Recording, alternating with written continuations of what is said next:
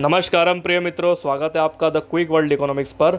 और ये दोस्तों, ये चीज़ कन्फर्म हो चुकी है कि रशिया के राष्ट्रपति व्लादिमीर पुतिन भी अब धीरे धीरे इस चीज़ को समझ रहे हैं कि रशिया और यूक्रेन के बीच में जो युद्ध चल रहा है उसके बीच में एक इमीडिएट सीज़ फायर डील हो जानी चाहिए। और इसी बीच में खबर यह भी निकल के आती है कि इस युद्ध को रोकने के लिए और सीज़ फायर डील करने के लिए यूएसए के राष्ट्रपति डोनाल्ड ट्रंप और रशिया के राष्ट्रपति व्लादिमीर पुतिन के बीच में एक बायलैटरल मीटिंग होने वाली है, जो कि 15 अगस्त को यूएसए के अलास्का रीजन में की जाएगी। सवाल यह उठता है कि यह मीटिंग अलास्का में क्यों होगी।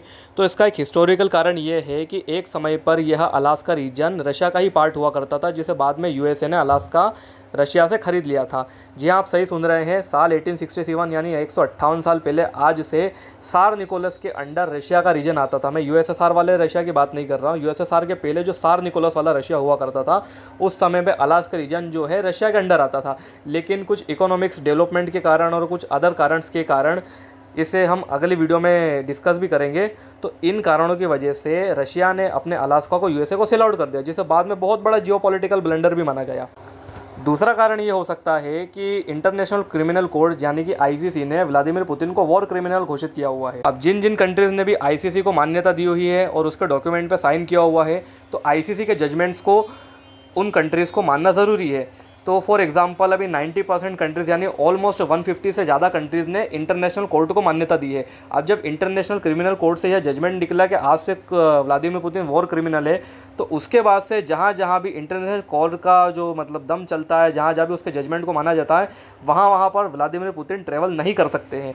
अगर व्लादिमीर पुतिन उस कंट्री में ट्रैवल करते हैं तो as per law international criminal court के लॉस के कारण उस कंट्री को व्लादिमीर पुतिन को अरेस्ट करना पड़ेगा, क्योंकि वो वॉर क्रिमिनल है।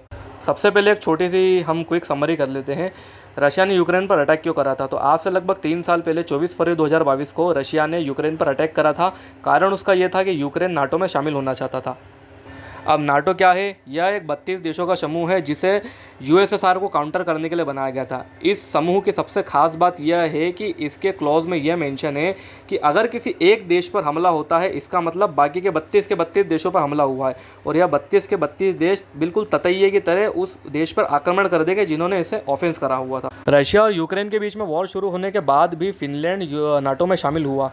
तो रशिया यूक्रेन के ही नाटो में शामिल होने के विरोध में क्यों खड़ा हुआ? तो उसके पीछे दोस्तों एक ज्योग्राफिकल कारण है। आप जब मैप उठा के देखेंगे तो रशिया की जो बाउंड्री ईस्टर्न साइड में यूरोप से लगती है, वो फिनलैंड से लगती है, लाटविया से लगती है, एस्टोनिया से लगती है। थोड़ा और नीचे जाएंगे तो आपको बेलारूसिया मिलेगा, एंड देन सबसे नीचे आपको मिलेगा यूक्रेन। अगर हम फिनलैंड की बात करें तो फिनलैंड और रशिया को बाउंड्री को जो सेपरेट करती है, वो एक नेचुरल बाउंड्री सेपरेट करती है। यहाँ पे कुछ माउंटेन्स है, कुछ रिवर्स हो गए।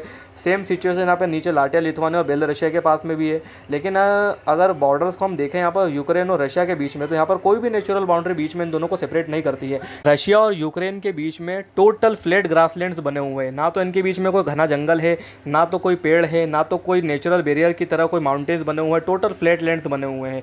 इसी कारण रशिया को हमेशा डर सताता रहा कि अगर यूक्रेन नाटो में शामिल हो जाएगा तो कभी भी नाटो की फोर्सेस रशिया के इस वाले रीजन पे आके जम के बैठ जाएंगी और किसी भी चीज़ के लिए रशिया को प्रेशराइज करेगी।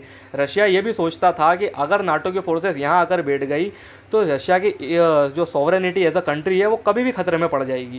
जब रशिया और यूक्रेन के बीच में वॉर शुरू हुआ तो दुनिया के जितने भी जो जियोपॉलिटिकल एनालिसिस है, जो भी मतलब जियोपॉलिटिक्स की न्यूज़ का थोड़ा बहुत भी ज्ञान रखते हैं, सभी को यही लगा था कि रशिया 4 से 5 दिन के अंदर पूरे यूक्रेन पर कब्जा कर लेगा। और ऐसा हो भी गया था। लगभग यूक्रेन घुटनों पर आ गया था और सीज फायर करने के लिए रेडी हो गया था। लेकिन इसी बीच में यूएसए उठकर आता है। उस समय पे जो बाइडन की सरकार यूएसए में थी, उन्होंने यूक्रेन को प्रॉमिस करा कि हर प्रकार के आर्म्स एंड एम्यूनेशन और हर प्रकार के जो लोकेशंस जो है रशियन सोल्जर्स की, किसी भी प्रकार की जो मदद है, हर प्रकार की मदद जो है वो यूक्रेन की करने के लिए यूएसए और पूरा यूरोप रेडी है। इसी कारण ये हुआ कि आज तक रशिया जो है पूरी तरीके से यूक्रेन पे कब्जा नहीं कर पाया है। रशिया के जो है काफ़ी सारे सोल्जर्स यूक्रेन के वॉर में डेड हो चुके हैं और रशिया जो है वो काफ़ी ज़्यादा स्ट्रगल कर रहा है यूक्रेन को एनेक्स करने के लिए। सेकंड चीज़ ये निकल के आती है कि इस समय जो रशिया है यूक्रेन वॉर के कारण दुनिया में इकलौता ऐसा कंट्री बन के बैठ गया जिसके ऊपर सबसे ज़्यादा इकोनॉमिक सैंक्शन लगे हुए हैं। इकोनॉमिक सैंक्शंस के कारण रशिया की जो जीडीपी है वो एकदम से धड़ाम से नीचे आ गई। उसका जो रूबल है वो भी, उसकी वैल्यू भी काफ़ी ज़्यादा गिर गई है। तो इसी चीज़ को ख़त्म करने के लिए और इसी चीज़ से पार पाने के लिए अब दोनों देशों ने यह मिलकर ये चीज़ निकाली है कि इनके बीच में अब एक बायलैटरल मीटिंग करें। तो ये मीटिंग कहाँ होगी? यूएसए के अलास्का में होगी। दूसरी चीज़ आप लोग यह सोच रहे होंगे कि जब वॉर रशिया और यूक्रेन के बीच में हो रहा है तो ये मीटिंग अमेरिका और रशिया के बीच में क्यों हो रही है। और एक चीज़ और बता दूं कि इस मीटिंग के अंदर यूक्रेन को इनवाइट नहीं किया गया है। दर्शकों, यह वॉर कभी भी रशिया और यूक्रेन के बीच में हुआ ही नहीं था। यह पूरा वॉर अमेरिका और रशिया के बीच में हुआ है। अगर आप पूरी न्यूज़ निकाल के देखोगे, अगर आप चाहो मैं एक अलग से वीडियो बनाऊँ तो इसके ऊपर मैं एक अलग से वीडियो भी बताऊंगा, लेकिन अगर हम मोटा मोटा ऊपर ऊपर से देखें तो असलियत में जो ये वॉर है वो रशिया और अमेरिका के बीच में हुआ है। दूसरी चीज़ यह भी निकल के आती है कि हमारे जो यूएसए के राष्ट्रपति डोनाल्ड ट्रंप, उन्हें नोबेल शांति पुरस्कार चाहिए, नोबेल पीस प्राइज़ चाहिए, बिल्कुल एकदम बराक ओबामा की तरह। तो ये क्या करने में लगे हुए हैं, जगह जगह शांति करवाए, चाहे अजरबैजान और आर्मेनिया का युद्ध हो गया या फिर थाईलैंड और कंबोडिया के बीच में युद्ध हुआ था। और हर जगह ये तो मेंशन करते ही है कि भारत और पाकिस्तान के बीच भी इन्होंने वॉर रुकवाया था। हालांकि ये चीज़ अलग हो चुकी है कि इंडिया ने इस चीज़ को डिनाई कर दिया था कि रशिया के पाकिस्तान और इंडिया के बीच में जो वॉर हुआ था उसको रुकवाने के लिए यूएसए के राष्ट्रपति का थोड़ा सा भी हाथ उसमें नहीं था।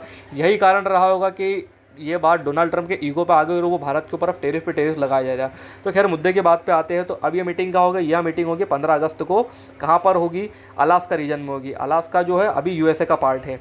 तो एक बार हम मैप में इसको समझ लेते हैं। तो जैसे ही हम यूएसए का मैप निकालते हैं तो मैप के नॉर्दर्न साइड पे, लेफ्ट हैंड साइड पे आपको बड़ा सा अलास्का रीजन मिलेगा जो एक समय पे रशिया का हुआ करता था। तो अब 15 तारीख को इन दोनों के बीच में क्या बायलैटरल मीटिंग होती है, क्या क्या हो सकता है, क्या क्या की चीज़ों पे निष्कर्ष निकलेगा, कौन सी चीज़ रशिया अपने पास में रखेगा, कौन सी यूक्रेन को वापस मिलेगी, ये तो आने वाला मीटिंग का डे ही बताएगा। तो तब तक के लिए goodbye, best of luck. और कुछ भी इस चीज़ से रिलेटेड अपडेट आती है मैं आपको तुरंत में सारी चीज़ें अपडेट करता रहूँगा। तब तक के लिए जय हिंद, वंदे मातरम।